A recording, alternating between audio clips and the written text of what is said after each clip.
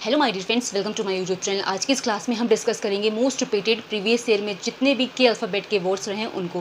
Class को and तक देखना आपके लिए हेल्पफुल होगी अगर आप एसएससी की कोई भी एग्जाम की प्रिपरेशन कर रहे हो।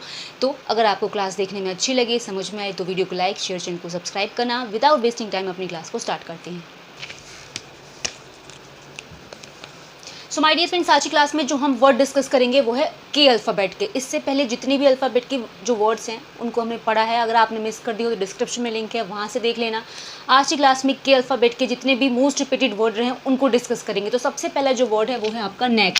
नेक वर्ड कभी भी इसका मतलब होता है कोई एबिलिटी, कोई आपका कोई मतलब कुशलता, कोई स्किल, या जिसको गिफ्ट भी कहते हैं, नेक को हम कहते हैं। ठीक है, तो नेक कभी भी इसका मतलब होता है कोई भी टैलेंट, या जिसको हम कहते हैं स्किल भी कहते हैं, कोई एबिलिटी कहते हैं, या तो गिफ्ट भी कहते हैं, जिसको हम कहते हैं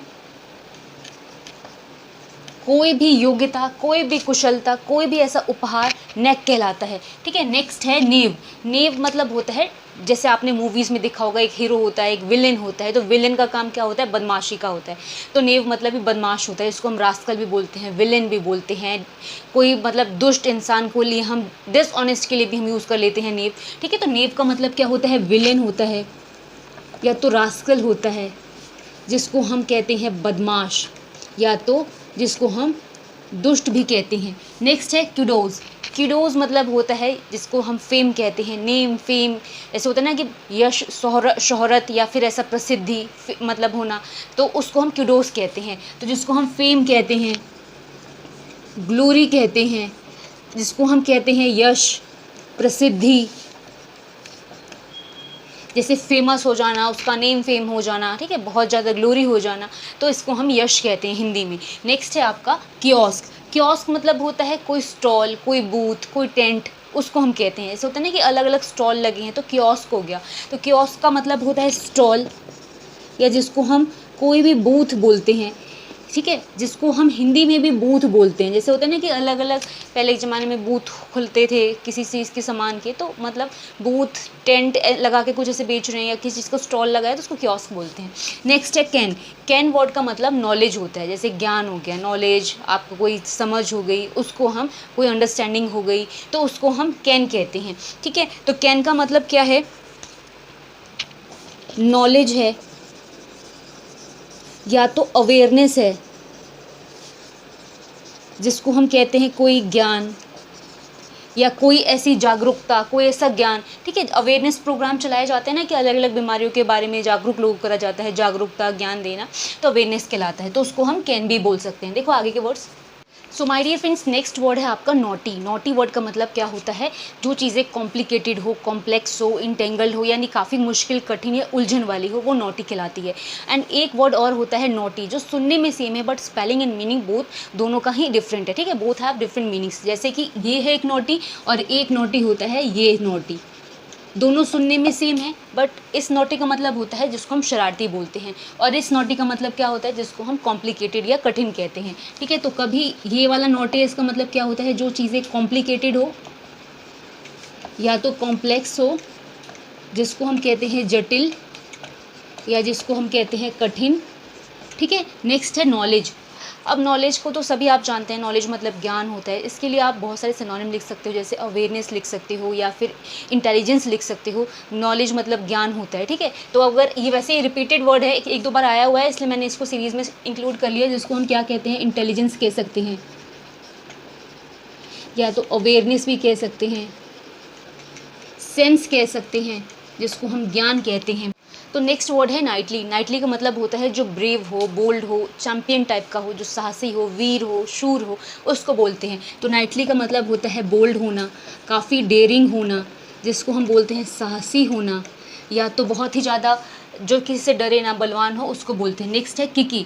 किकी मतलब क्या होता है? किकी मतलब आप जिसमें बहुत ज़्यादा इंटरेस्टेड हो, बहुत ज़्यादा एक्साइटिंग हो, किसी चीज़ में रोमांचक जो चीज़ें हो, उसको किकी बोलते हैं। तो किकी मतलब होता है इंटरेस्टिंग, या तो एक्साइटिंग,